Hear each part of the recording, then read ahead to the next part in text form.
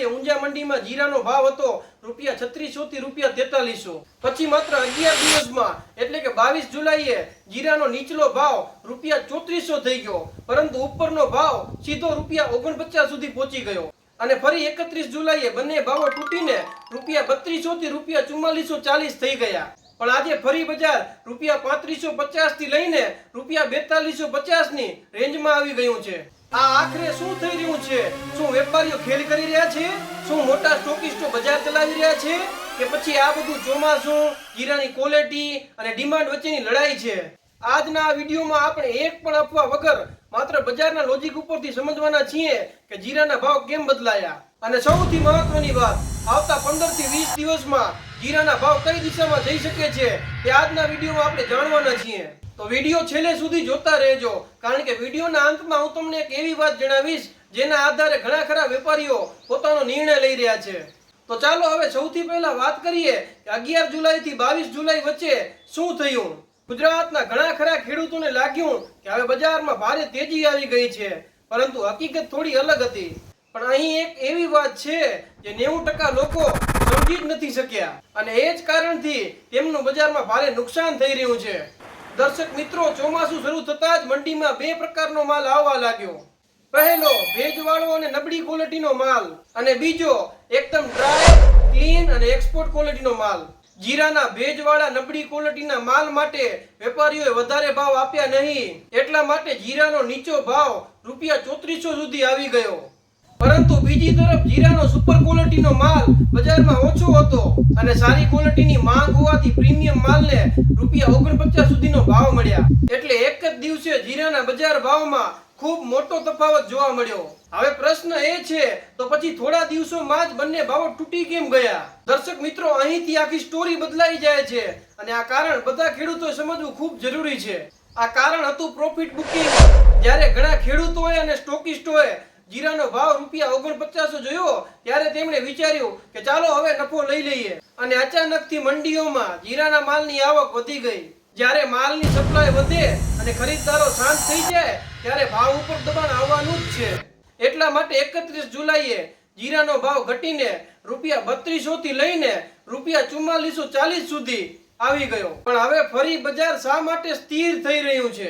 આ સૌથી મહત્વનો પ્રશ્ન છે। દર્શક મિત્રો, હવે હું જે કારણ જણાવવા જઈ રહ્યો છું તેના ઉપર જ આગામી 15 થી 20 દિવસના જીરાના ભાવ મહદઅંશે નિર્ભર કરે છે।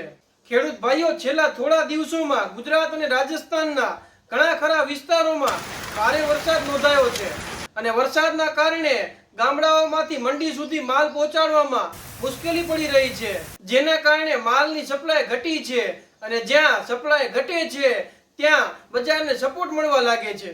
એટલા માટે જીરાનો નીચલો ભાવ ફરીથી ₹3550 સુધી પહોંચી ગયો। બીજી તરફ વાયદા બજારમાં પણ મોટા ભાવો તૂટવાના કોઈ પણ સંકેતો જોવા મળ્યા નથી, એટલે વેપારીઓ પણ ખૂબ નીચા ભાવે ખરીદી કરવા તૈયાર નથી। આ કારણોસર હાલ બજાર એક મર્યાદિત રેન્જમાં સ્થિર દેખાઈ રહ્યું છે। હવે સૌથી મોટો પ્રશ્ન, આવતા 15 થી 20 દિવસમાં શું થઈ શકે છે? દર્શક મિત્રો, જો તમે જીરું વેચવાનું વિચારી રહ્યા છો તો આ ભાગને એક પણ સેકન્ડ માટે સ્કીપ ન કરતા। જો હાલની સ્થિતિમાં કોઈ મોટો ફેરફાર નહીં થાય તો બજારમાં મોટી તેજી કે મોટી મંદી આવવાની શક્યતા ઓછી લાગે છે, પરંતુ જીરાના ભાવમાં ધીમો સુધારો જોવા મળી શકે છે। એટલે બજાર ₹3600 થી લઈને ₹4500 ની વચ્ચે ફરતું રહે તેવી શક્યતા બની શકે છે। એના પાછળ 4 મુખ્ય કારણો છે। પહેલું, ચોમાસાના કારણે આવકમાં ઘટાડો। બીજું, તહેવારો નજીક આવતા સ્થાનિક માંગમાં વધારો। ત્રીજું, વાયદા બજારનો સ્થિર દેખાવ। અને ચોથું, સારી ક્વોલિટીનો માલ હજી દરેક જગ્યાએ પૂરતા પ્રમાણમાં ઉપલબ્ધ નથી। પણ બીજી તરફ એક એવી વાત પણ છે જે મોટી તેજીને આવતી અટકાવી શકે છે। દર્શક મિત્રો, આ એક જ રિસ્ક આખું ગણિત બદલી શકે છે, માટે ધ્યાનથી સાંભળજો। હાલ ચીન તરફથી જીરાની કોઈ પણ મોટી નવી ખરીદી જોવા નથી મળી રહી, અને ઘણા વેપારીઓ પાસે હજી પણ જીરાનો સ્ટોક પડ્યો છે। એટલે જો ભાવ ઝડપથી વધશે તો સ્ટોક બહાર આવવાની શક્યતા રહે છે, અને બજારની તેજીને મર્યાદિત રાખી શકે છે।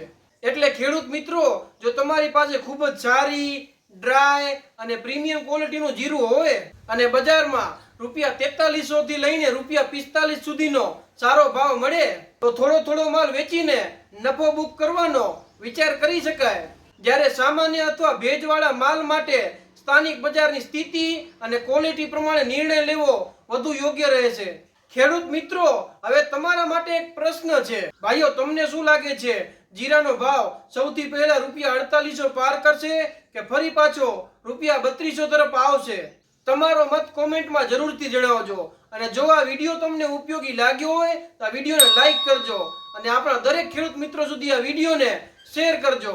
અને આવી જ સાચી સચોટ માર્કેટ એનાલિસિસ માટે અમારી ચેનલને સબસ્ક્રાઇબ કરજો. ફરી મળીશું આવી જ ઉપયોગી માહિતીઓ સાથે. ત્યાં સુધી બધાને રામ રામ.